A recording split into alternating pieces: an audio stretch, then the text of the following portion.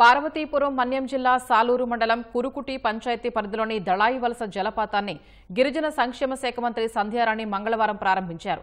ఈ ప్రాంతం అపూర్వ పర్యాటక కేంద్రంగా అభివృద్ధి చెందే సామర్థ్యం కలిగి ఉందని ఆమె తెలిపారు. స్థానిక యువతకు ఉపాధి కల్పన సహా సాలూరు పరిసర ప్రాంతాల ఆర్థికాభివృద్ధికి దళాయివలస వాటర్ ఫాల్స్ కీలక పాత్ర పోషిస్తాయని చెప్పారు. రహదారులు, పార్కింగ్ సౌకర్యం, విశ్రాంతి కేంద్రాలు వంటి మౌలిక వసతులపై అధికారులు ప్రత్యేకంగా దృష్టి సారించాలని మంత్రి ఆదేశించారు.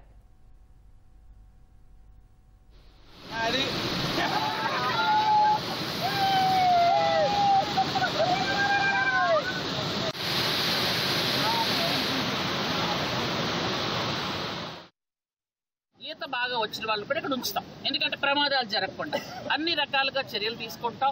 అందరూ కూడా వచ్చి వీళ్ళందరూ, ఎందుకంటే ఇక్కడ ఈ ఏరియాలో ఇంత మంచి వాతావరణం ఉందా, ఇంత మంచి పర్యాటక ప్రదేశమా అని జనాలంతా కూడా గుర్తించి ఇక్కడికి వస్తే ఇక్కడ ఉన్నటువంటి గిరిజనులందరికీ కూడా ఉపాధి కలుగుతుందనే ఉద్దేశంతో ఈ కార్యక్రమాలు చేస్తున్నాం.